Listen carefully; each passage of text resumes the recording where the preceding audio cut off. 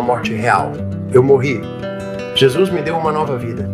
No próprio livro, colocamos cópias dos prontuários médicos, porque queremos que as pessoas entendam, assim como os médicos entenderam, que isso não foi algo que eles fizeram. Não há nenhuma possibilidade no mundo de eu estar aqui conversando com você, sentado aqui, em pé, andando, fazendo qualquer coisa que faço hoje, exceto por um único motivo. Deus realizou um milagre e me enviou de volta. E Ele me disse, em nossa conversa final, que me enviaria de volta como se eu nunca tivesse morrido. E faria isso de uma forma que ninguém pudesse questionar que foi um milagre absoluto. Na verdade, tudo começou no dia 17 de maio de 2024. Acordei e tinha uma massa muito grande no meu pescoço e eu estava tendo dificuldades para respirar e engolir. E eu não entendia o que simplesmente apareceu, do dia para a noite. E eu disse para minha esposa, eu vou até uma sala de emergência independente para ver o que está acontecendo aqui. Então, eu fui a uma sala de emergência local em Willow Park. E quando entrei, eles me levaram para uma sala nos fundos e, em seguida, o médico entrou e disse, olha, eu vou pedir uma tomografia computadorizada. E ele disse, um exame de sangue e nós vamos começar por aí e ver o que está acontecendo. E eles fizeram a tomografia, o exame de sangue e todo o resto. E claro, eu estava na sala esperando o médico voltar. E então o médico entrou. Ele entrou, sentou-se em um banquinho e disse, bem, vou ser direto com você. Eu olhei seu exame de sangue, recebi os resultados dele e da tomografia e discuti isso com outros 2 médicos aqui fora. E todos nós chegamos à mesma conclusão e diagnóstico de que, bem, estamos cerca de 99% certos de que o nódulo no seu pescoço é um novo diagnóstico de câncer. Claro, isso me abalou bastante. Ele disse, conversei com os outros médicos porque queria ter certeza. Ele disse, mas o exame de sangue e o jeito que está crescendo é muito agressivo. Ele disse, e eu quero que você... Eu já falei com o outro médico e ele vai marcar uma consulta para você na segunda-feira. Ele disse, quero que você vá vê-lo imediatamente. Não adie isso. Ele disse, é muito agressivo. Você precisa ir agora. Eu disse, ok. Eu cheguei em casa e contei para minha esposa. O médico disse, é quase 99% de certeza que é câncer. E ela imediatamente disse, isso não é algo com que se brinca? E eu disse, eu não brincaria com uma coisa dessas. Então ela disse, certo, então acho que vamos ter que lidar com isso. Então ela lidou muito bem com isso. E, ela esteve na área médica por toda a carreira dela, 35, 40 anos, e ela disse, bem, vamos lidar com isso e vamos garantir que estaremos lá na segunda-feira. Eu nunca cheguei até segunda-feira. Na sexta-feira, no dia 17 de maio, eu estava tendo muita dificuldade para respirar e engolir. Eu não conseguia engolir nada. Eu tinha que engolir com força até para conseguir tomar um pouco de água. E entramos no carro e ela disse, vou te levar para o pronto-socorro no centro, para um hospital grande. Eu disse, bem, me deixa na porta do pronto-socorro. Eu entro, você vai estacionar o carro. E ela disse, ok. Então eu entrei no pronto-socorro e eles me levaram para os fundos, me sedaram e colocaram um tubo de intubação oral pela minha garganta e em seguida me internaram imediatamente na unidade de terapia intensiva. Então fui para a UTI. Fiquei na UTI até o dia 19 de maio. Bem, no dia 19 de maio, o médico entrou com a minha esposa e eles disseram, bem, vamos ver, todos os exames dele e tudo mais estão bons, a contagem de oxigênio está boa e todo o resto. Vamos ver como ele se sai sem o tubo de intubação e ver se ele consegue respirar sozinho. E o médico e a enfermeira estavam lá e eles tiraram o tubo de intubação e eu consegui respirar. Eles olharam os prontuários e ficaram lá por cerca de 30, 35 minutos e disseram, está tudo bem, ele está indo bem. E minha esposa voltou para o quarto e, claro, o médico saiu porque eu estava respirando bem sozinho. A minha esposa saiu do quarto por um tempo e foi conversar com os médicos e eles ficaram fora por cerca de 35 ou 40 minutos, de acordo com os registros médicos que dizem que eu fiquei sozinho lá dentro. Em algum momento durante esses 35 a 40 minutos, aquela massa rolou sobre minhas vias aéreas e eu sufoquei até a morte. Meu coração parou sem oxigênio, eu não estava respirando. Minha esposa entrou, eles vieram para o quarto e ela me viu roxo e saiu correndo até o médico dizendo: ele está roxo, ele está roxo. E o médico veio correndo imediatamente e descobriram que eu tinha tido uma parada cardíaca, que eu tinha morrido. Eu não estava respirando, eu não tinha batimentos cardíacos. Eles estavam tentando fazer RCP em mim. Eles estavam tentando colocar um tubo de intubação de volta pela minha garganta para que eu pudesse receber oxigênio. Eles não conseguiram colocar o tubo porque aquela massa estava no caminho. Então eles me cortaram para fazer uma traqueotomia. Eles tinham colocado o tubo de intubação lá. Quando fizeram isso, acabaram cortando alguma coisa lá dentro e eu comecei a sangrar. E agora eles conseguiram fazer meu coração voltar a bater, mas logo depois eu tive uma parada cardíaca de novo. Dessa vez, o que aconteceu foi que eu me afoguei no meu próprio sangue. Basicamente o que estou dizendo é que eu morri. E o motivo de eu contar isso é para que você entenda que o que estou prestes a dizer não é imaginação. Quando eu morri, fui para o céu. Eu não passei por um túnel de luz, eu estava instantaneamente no céu. No momento em que entrei no céu, a paz e o amor, a tranquilidade, os sentimentos que me invadiram e simplesmente permearam cada parte de mim.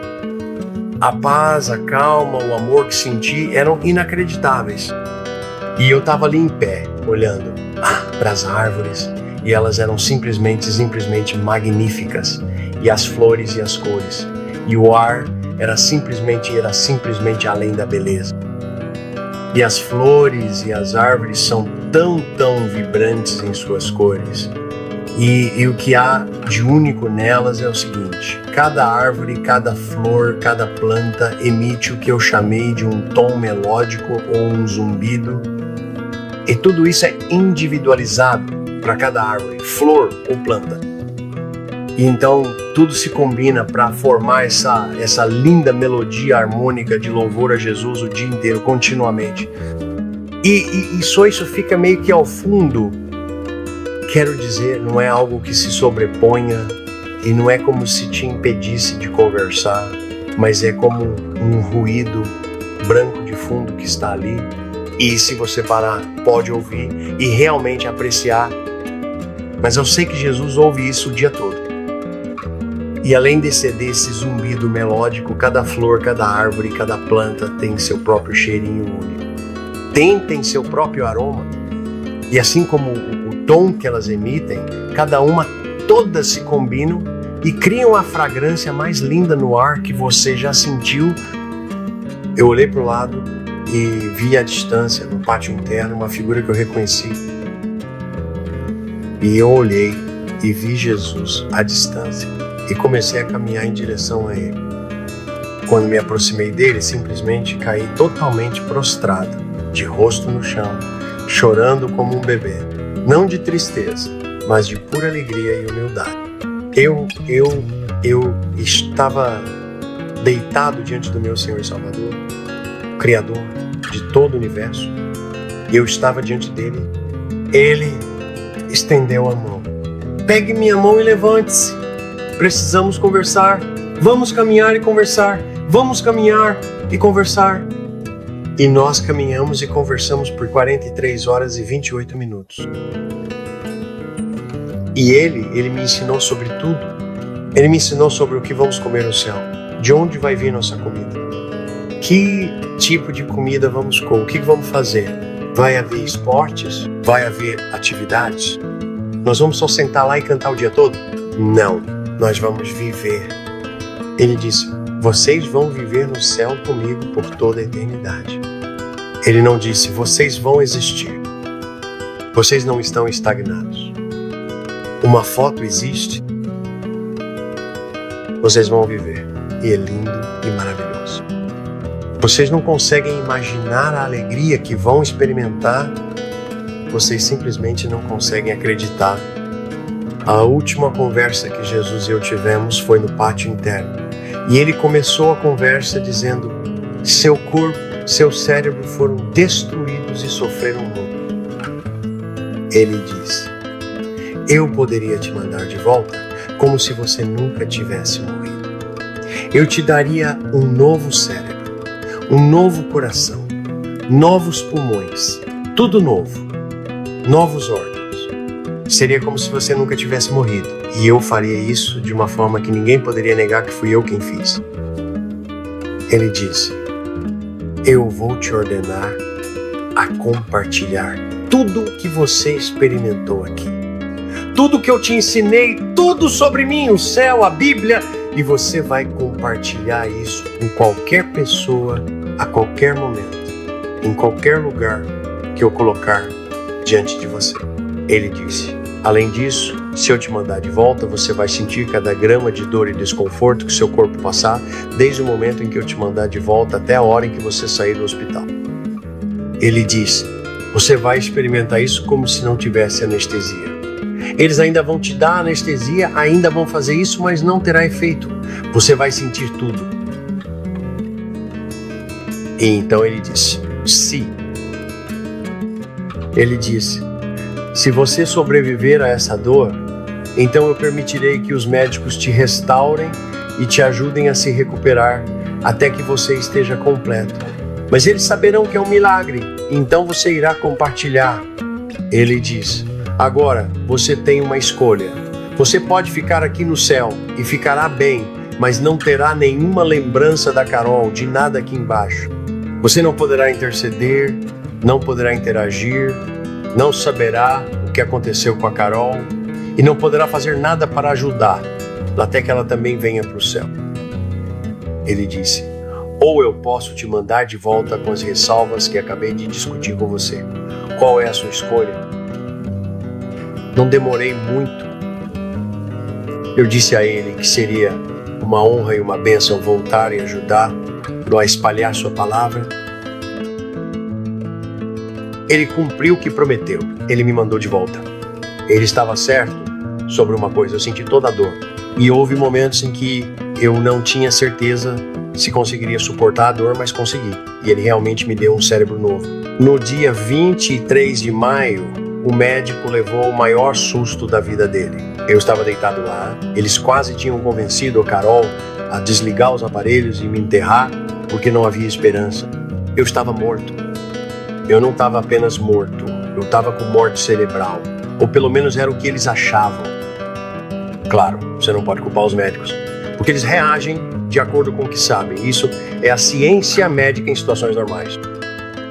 No dia 23 de maio, Carol estava com os dedos entrelaçados na minha mão, assim, nesta mão. E ela estava segurando a minha mão do melhor jeito que conseguia. E eu estava apenas deitado lá, morto, e apertei o dedo dela para avisar que eu ainda estava ali. E ela disse ao médico: ele acabou de apertar meus dedos. E o médico disse: não, ele não apertou. Ele disse: isso é só um espasmo. Ela disse: não, ele apertou meus dedos. E ele disse: certo, aqui está o que vou fazer. Vou diminuir toda a sedação, os medicamentos, tudo, e voltarei em algumas horas para te mostrar que não há nada ali.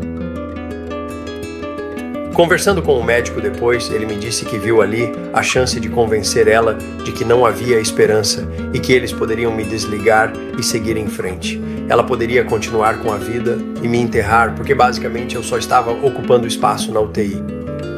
Ele reduziu tudo e voltou algumas horas depois. E a Carol, claro, ela está, com sorte, ela está animada, esperançosa. Acho que seria uma palavra melhor para isso. E o médico veio até mim, sentou-se em um banquinho e se aproximou bem ao lado da minha cama na UTI. Ele sentou ao meu lado e chegou bem perto do meu ouvido. O nome dele era Dr. Guda.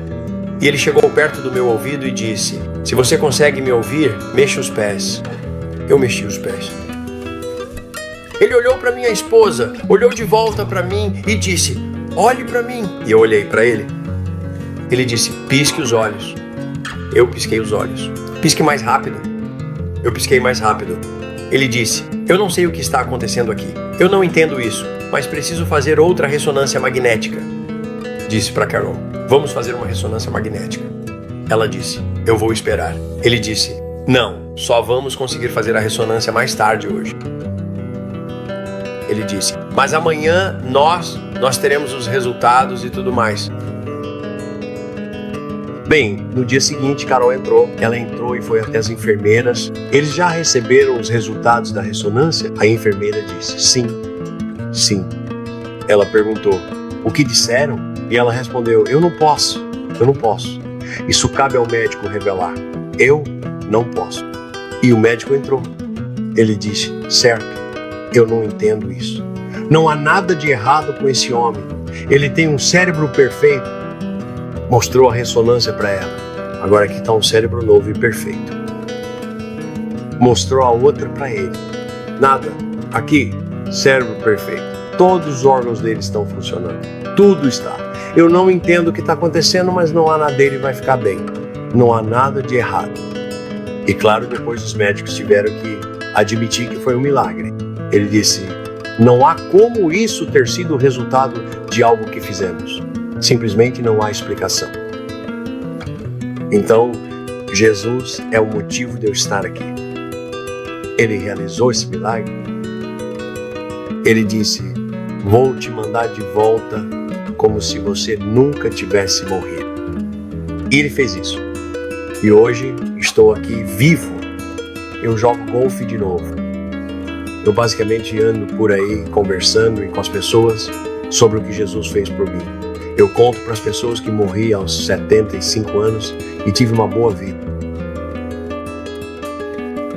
Mas essa vida não é minha. Essa vida é de Jesus. Eu só tenho uma coisa a fazer na vida, que é continuar amando a Ele e a todos os outros e compartilhar o amor dEle e o conhecimento que Ele me deu sobre o céu, sobre a Bíblia, sobre Jesus. Então toda a minha vida é para compartilhar.